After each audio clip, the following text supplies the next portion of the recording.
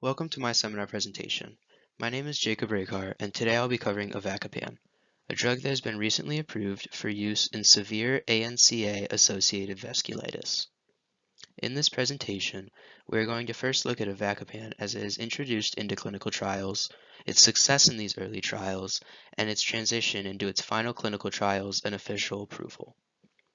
We will be sure to fully understand how it is that the drug works on the body and the body works on the drugs.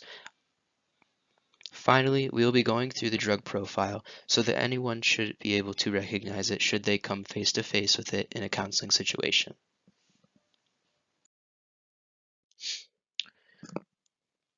The first phase 1 trial for avacopan was initiated in December of 2009, and following we are able to see just a few of the key milestones in the development of avacopan up to the drug's approval in September of 2021. We will be covering the phase 2 trial, CLEAR, which took place from 2011 to 2015, the phase 2 CLASSIC trial that was conducted from 2014 to mid-2016, and finally the ADVOCATE phase 3 trial, taking place from 2017 to the end of 2019.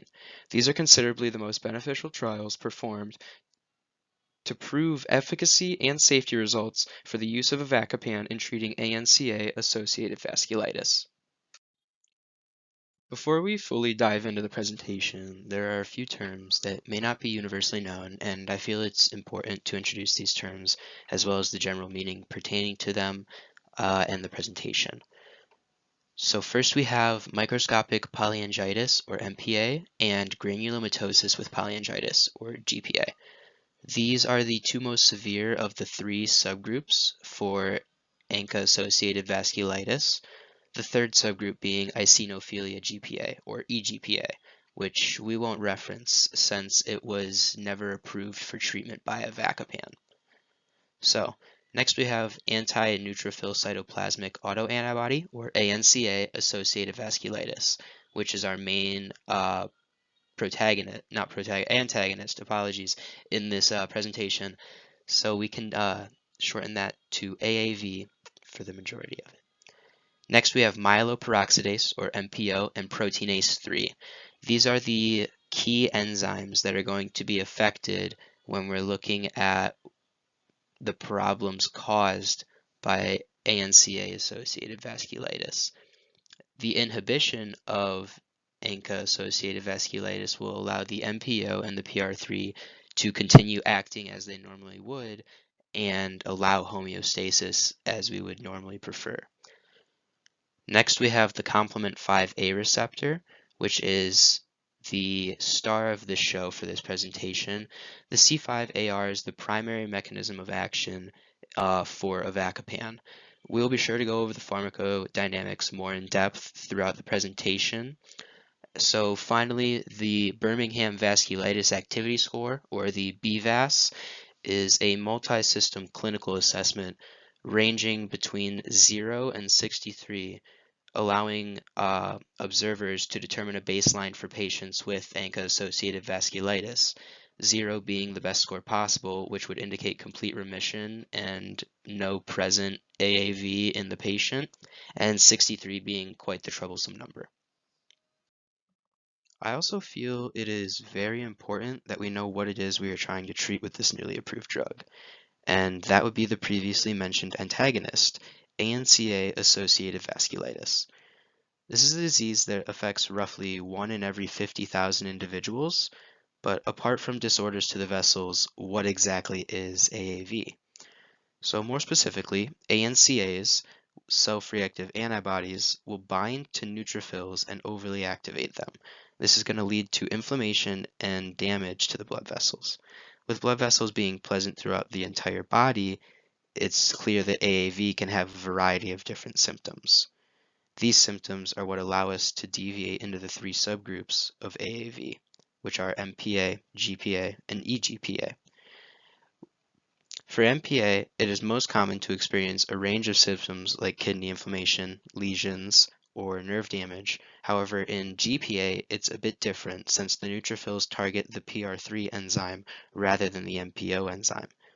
This leads to the formation of granulomas, or masses of immune cells, and these patients are more prone to experience blood vessel damage in various tissues, primarily the lungs, kidney, and upper respiratory tract. With going over these symptoms, it's very important to conclude that ANCA-associated vasculitis ultimately is a life-threatening disease that, if not treated properly, can be fatal due to afflicted kidney function or perhaps other organ dysfunction. Now, for a slight introduction to avacopan, since it was only approved in 2021, there is only one company that is approved to make the drug, that being ChemoCentry X. They're responsible for the brand name as well, Tavneos, and as proud as it would make Dr. Mahfouz and Dr. Stockert, I don't believe I'll be attempting to pronounce the chemical name. So moving on, the classes avacopan falls under is going to be amides, anti-inflammatories, cyclopentanes, fluorinated hydrocarbons, and piperidines. And then I've included here in the middle of the slide a picture of the active capsule that avacopan is produced in. It's going to be a orange and yellow pill with a CCX168 on it. So should anyone ever provide you an unrecognized pill, hopefully you'll be able to maybe remember the avacopan you saw one time. The Phase 2 CLEAR trial, or the first major trial in moving avacopan towards approval. The primary endpoint of this trial was to test the efficacy of avacopan in comparison to the previous treatment of high-dose glucocorticoids. It should be noted that these high-dose glucocorticoids being used as a treatment heavily contributed to the morbidity and mortality of ANCA-associated vasculitis. So in this randomized double-blind trial, clinical response was defined as 50% or greater improvement in BVAS score with no worsening symptoms. So 67 patients were enrolled in this study, with 23 in the control group, 22 in both of the avacopan groups. The control group was receiving prednisone 60 milligrams along with placebo. The second group of avacopan and prednisone was receiving the avacopan regimen along with 20 milligrams of prednisone. And finally, the avacopan group received only the avacopan regimen. The CLEAR trial proved to be a major success, with 70% of the control group reaching clinical response by week 12, 86% of the avacopan and prednisone group, and 81% of the avacopan only group. So while the avacopan alone group proves non-inferior to the study, the combination therapy does prove statistically significant with a difference of 17% from the control group. So ultimately the C5a receptor inhibition with avacopan was effective in replacing high-dose glucocorticoids on the treatment of ANCA-associated vasculitis. Now, although it's not included or necessarily a main focus of the study, I think it's very important that we look at the third row with avacopan without prednisone on this chart here. And if we go down to remission at week 4, sustained throughout the week 12 study, we're going to see that almost 30% of those in the avacopan only group were able to experience this complete remission 4 weeks into the study. The Phase 2 Classic trial differs from the Phase 2 Clear trial in regards to the primary endpoint. So for the Phase 2 Clear trial, our primary endpoint was testing efficacy, in meaning is our avacopan more effective than high-dose glucocorticoids in the treatment of ANCA-associated vasculitis. Now for the Phase 2 Classic trial, this study is aimed to evaluate the safety of avacopan. So in this randomized, double-blind, 12-week study, patients were either treated with standard of care or control group, complementary, which is 10 milligrams of avacopan, along with the standard of care, or non-complementary, which is 30 milligrams. So this is very similar to the study we just viewed, where they're going to be receiving either high-dose glucocorticoids a mix of avacopan and these glucocorticoids, or just avacopan. Looking at the outcomes of the phase 2 trial classic, we have 42 patients that were randomized in a study, and of these 42, serious adverse effects only occurred in 15% of the standard of care patients and 17% of the avacopan and standard of care patients. It's important to note that the avacopan alone group did not stimulate any serious adverse effects. Now, continuing, the BVAS clinical response was also very high all across the board. Every group presented almost 100% clinical remission. With actual numbers, it was 11 out of 13 of the standard of care, 11 out of 12 of the avacopan and standard of care, and 12 out of 15 of the avacopan alone. Now, while on the side here, that doesn't match the numbers, that's because these are patients achieving a BVAS of 0, so that is complete remission of the AAV. So we can see that 54% of the standard of care achieved complete remission, which is that high-dose glucocorticoid treatment. Now, 67% of the complement therapy, so mixed avacopan and glucocorticoids, and 47% of the avacopan only were able to reach complete remission. So the average percent decrease in the BVAS score for the standard of care was 82%, along with the avacopan only being 82%, but the avacopan complement therapy proved a 96% decrease in BVAS score. And I mean, if that doesn't show efficiency, I'm not quite sure what exactly would. So ultimately, avacopan, in addition to standard of care for ANCA-associated vasculitis, was well tolerated. And I do want to point out again, if we study the higher dose, it appears to improve time of remission significantly, assuming that the drug is able to work correctly in the individual. What I mean by that is we can see with avacopan 30, not as many may reach 100% remission or 0 remission as in the avacopan complement therapy, but in the sense of if it does work with the system, if your body does accept that higher dose of avacopan, it seems to be much, much more effective and much more successful in the time it takes to be effective. So continuing the classic trials outcomes, we didn't talk too much about safety apart from the avacopan only group not causing any serious adverse effects. So it is important to note that because this study was primarily a safety study, efficacy results are descriptive, and neither safety nor efficacy outcomes were powered statistically. But regardless, we do have access to a chart that shows us exactly what those safety outcomes were in regards to each study group. So looking at the placebo or placebo mixed with the standard of care, so the glucocorticoids, we can notice that hypertension, fatigue, and headache are the primary side effects we're going to see. And moving over, same thing with the complementary therapy of avacopan and prednisone, or the glucocorticoids. It's going to be hypertension, nausea, and all the same fatigue.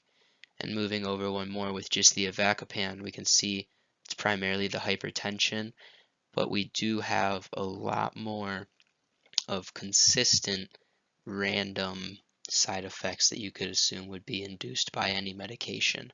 So overall, avacopan, in addition to the standard of care for ANCA-associated vasculitis, was probably the best tolerated form of treatment. And moving forward, that's ultimately the reason it was approved for being the primary treatment method. The Phase 3 Advocate trial. This is the last trial we'll be discussing in this presentation, mostly because it's the last trial that was completed and had results provided for it before the drug's approval in 2021. So in this randomized controlled trial, patients with ANCA-associated vasculitis were assigned in a 1-to-1 ratio to either receive avacopan 30 milligrams or a tapering schedule of prednisone. Now you'll notice that says here there's two primary endpoints for this trial. What that means is they were checking for remission at week 26, and then they checked for sustained remission at week 52.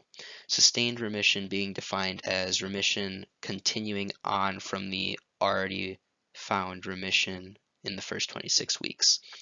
So both endpoints were tested for non-inferiority and superiority. Now, for the week 26 study, it was observed that 72%, or 120 out of 166 of the avacopan members experienced remission, whereas 115, or 70% of the prednisone members experienced remission. Now, this is not statistically significant, but it does prove non-inferior for the avacopan. Moving forward, if we look at the sustained remission, it's a significant difference. We have 65, almost 66% of the avacopan members presenting sustained remission, whereas only 55% of those in the prednisone tapering group presented sustained remission. So ultimately, ANCA-associated vasculitis, avacopan was not inferior but not superior to prednisone at week 26 and was superior to the prednisone taper with respect to sustained remission at week 52. So once you take avacopan, how exactly does it work? Let's look at the pharmacodynamics. So as we mentioned, avacopan is a C5a receptor antagonist that inhibits the interaction between that receptor and the C5a protein. So what exactly is happening in this interaction is avacopan's blocking the C5a mediated neutrophil activation. So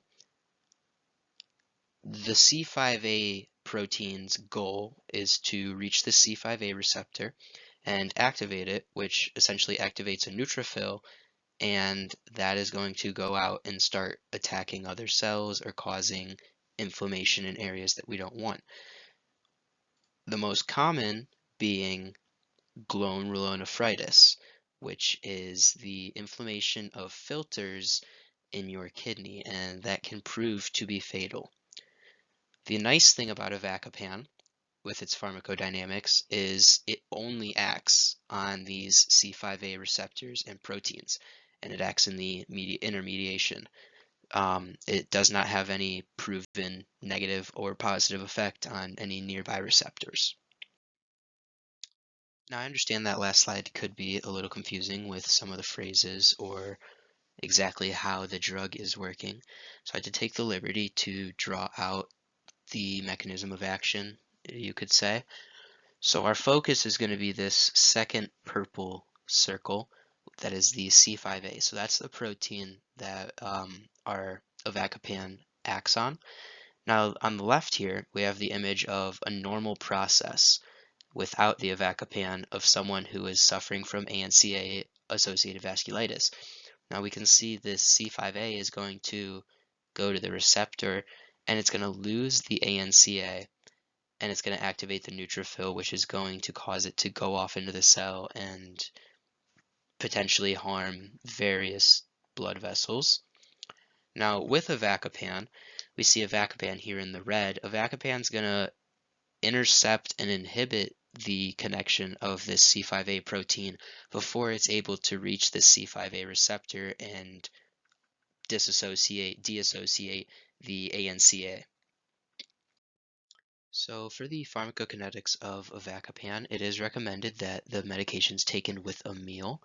Never specified what kind of meal. So for the absorption to be the best it can be, It's recommended to co-administer the medication with a high-fat, high-caloric meal, as that's going to increase the AUC by roughly 72%. Now, for the distribution, the volume of distribution needed to get avacopan throughout the entire body system, it's going to be roughly 345 liters. And then if we skip over to metabolism, its primary form of being metabolized is through via the hepatic route by the cytochrome P450 3A4 enzyme. And then finally, it is excreted in the feces and urine, with feces excreting roughly 77% of the total drug, with only 7% of that being unchanged, and the urine excreting roughly 10% of the drug, with less than 0.1% of that being unchanged. So looking at the current uses of avacopan, it has been approved to treat the severe forms of ANCA-associated vasculitis, and those would boil down to microscopic polyangiitis and granulomatosis with polyangiitis. So assuming the patient is suffering from either of these diseases, we can go ahead and prescribe avacopan. Now, assuming avacopan was prescribed, the dosage is generally 10 milligrams, not generally, it only comes in one form. It's a 10 milligram capsule filled with liquid, and the administration is going to be 30 milligrams twice daily with meals. And remember, as mentioned before, it's best to take this with a high calorie, high fat meal. It's going to help the AUC and the absorption overall. Now, for potential reactions, it is possible for hepatitis B to be reactivated while taking avacopan, and it is also very possible to experience hepatotoxicity, which includes serious and life-threatening events. And finally, angioedema is rarely reported but did make an appearance during the clinical trials. When it comes to special populations, avacopan does not have much specificity or clarity, mostly probably due to the fact that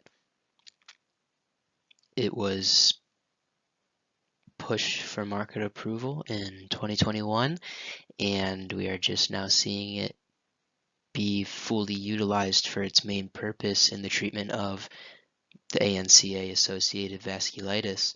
So, with that said, adverse reactions were observed in some animal reproduction studies for pregnancy, and it is not known if avacopan is pregnant in breast milk. There's no study pertaining to that, and there's no information on it.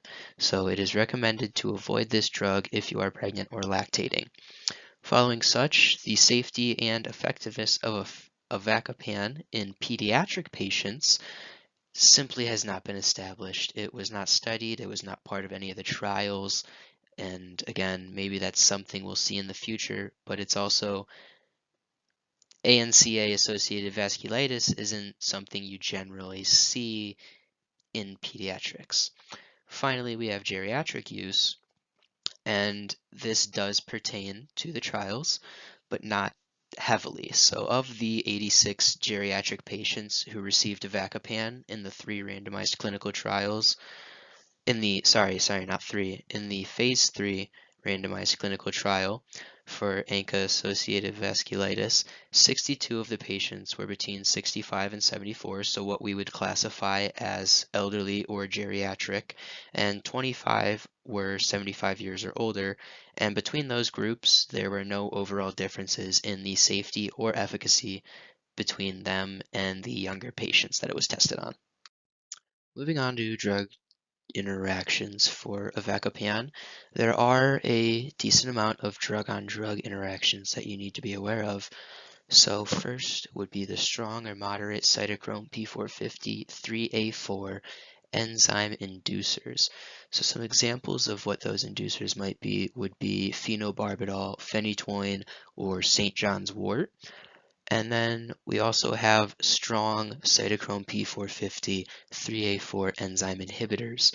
Now, some examples of those inhibitors are going to be ketoconazole, erythromycin, verapamil, diltiazem.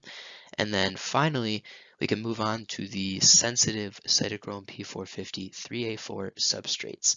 Now, those substrates are going to fall under acetaminophen or codeine, perhaps diazepam.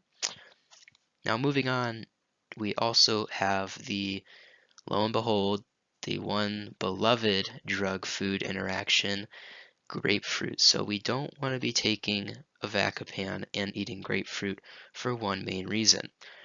Avacopan needs that cytochrome P450 3A4 enzyme in order to metabolize, and grapefruit is notorious for having the ability to block that cytochrome P450. So, continuing, we have the common adverse effects. I consider that the drug on body interactions. So what those are going to be, some of the things we highlighted back from that safety trial. It's going to be the ones that stood out. Those are just the common adverse effects. So less than 5% of the time will these occur, but those are going to be nausea, headaches, hypertension, diarrhea, vomiting, and fatigue. Now that we've discussed the interactions avacopan has with drugs and food and the body, let's see if it's even feasible to utilize this drug in the treatment of ANCA associated vasculitis.